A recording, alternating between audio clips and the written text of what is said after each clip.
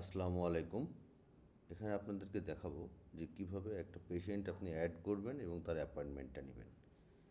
তো প্রথমে হচ্ছে যে এই যে অ্যাপয়েন্টমেন্টের যে মেনু আছে, এই অ্যাপয়েন্টমেন্টের মেনুতে যে এই যে অ্যাড অ্যাপয়েন্টমেন্টে গেলে আপনি এখান থেকে এই ফিল্ডটা পাবেন।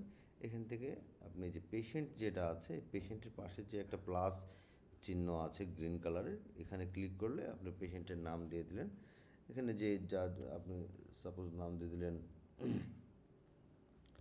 এনায়েত, কন্ট্যাক্ট নাম্বার দিয়ে দিলেন 0184132949। তারপর আপনি এখানে আরও অনেকগুলো ফিল্ড আছে, ইমেল অ্যাড্রেস থেকে শুরু করে তার জেন্ডার কি, সাপোজ মেল দিয়ে দিলেন, তার এজ কত 40, আরও অনেকগুলো আছে। ইচ্ছা করলে আপনি তার ছবিও তুলে রাখতে পারবেন। দিয়ে এটা সাবমিট করে দিলেন, তাহলে পেশেন্টটা অ্যাড হয়ে গেল। এই যে পেশেন্টটা অ্যাড হয়ে গেল। যদি পুরাতন পেশেন্ট হয় তাহলে আপনি এখান থেকে পেশেন্টের সার্চ দিয়েও করতে পারবেন।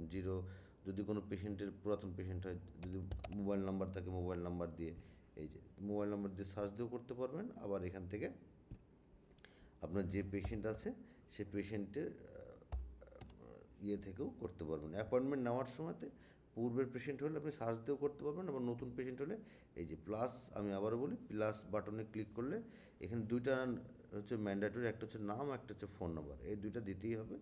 না দিলে আপনার সাবমিট নিবে না। তো এবার দেখা যে না দিলেন, আজকের ডেটে আপনি অ্যাপয়েন্টমেন্ট নিয়ে নিলেন 25 তারিখ। চাইলে আপনি টাইমও এখানে দিয়ে দিতে পারবেন। তারপরে ডক্টর সিলেক্ট করতে হবে। সাপোজ আমি ধরে নিচ্ছি ডক্টর সরোয়ার স্যার আছেন, উনি দেখবেন, এবং অ্যাপ্রুভড। এখানে এই তিনটা জিনিস, এই চারটা জিনিস হচ্ছে ম্যান্ডেটরি: পেশেন্টের নাম, অ্যাপয়েন্টমেন্ট ডেট, ডক্টর নেম এবং স্ট্যাটাস। বাকি যে ডক্টর ফিজ এবং পেমেন্ট মেথড, যদি ডক্টরের কোনো ফিজ থেকে থাকে, সেই পেশেন্ট কীভাবে টাকা দেবে সেটারই হিসাব হচ্ছে এখানে। তো যদি কোনো কিছু থেকে থাকে সেক্ষেত্রে আপনি এটা বসাবেন, যদি না না নিয়ে থাকে তাহলে এখানে বসানোর দরকার নেই। তো আপনি সাবমিট করে দেন। সাবমিট করলে এই যে ডাটা হ্যাজ বিন সেভ, তার মানে আপনার অ্যাপয়েন্টমেন্ট হয়ে গেল। সো আপনি এখানে 2 ডেজ অ্যাপয়েন্টমেন্টে যে আপনি এখান থেকে এই যে এনআইএচ সাহেবের এই যে পেয়ে যাবেন এখান থেকে। এবং আপনি এখানে ডক্টর ওয়াইজ ফিল্টার করতে পারবেন, যে আমার এই যে এখানে দেখেন সব ডক্টরের নাম পরপর চলে আসছে। যে আমি আজকে যদি আমি দেখি যে ডক্টর সরোয়ার স্যারের আজকে ডেটে কয়টা অ্যাপয়েন্টমেন্ট, তো আমি ক্লিক করলে যে ডক্টর সরোয়ার স্যারের এই অ্যাপয়েন্টমেন্ট, পেশেন্টের আইডিগুলো হচ্ছে এই, পেশেন্টের এই হচ্ছে নাম, এবং ডেট কত, এই যে আজকের ডেটে অ্যাপয়েন্টমেন্ট 2 ডেজ ডেটে।